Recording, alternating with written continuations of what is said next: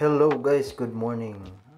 Nandito tayo ngayon guys sa dagat ng Kinyangan, Balod, Masbate.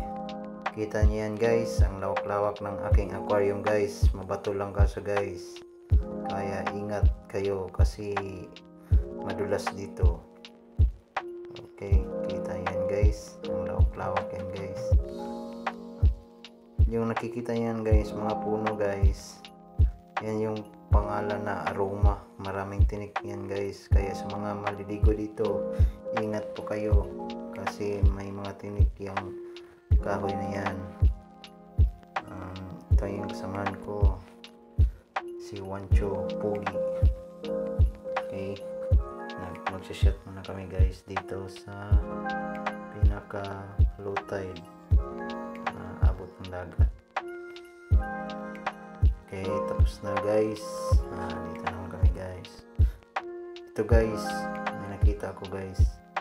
Ito yung native abalone ng Masbate guys. Abalone po ito guys, native, mga maliliit lang sila. Masarap daw ito guys, gagataan. Tapos ito pa guys, ito, nakayuko kasi yun guys. May nakita ako dito guys na tapon muna natin guys yung isa.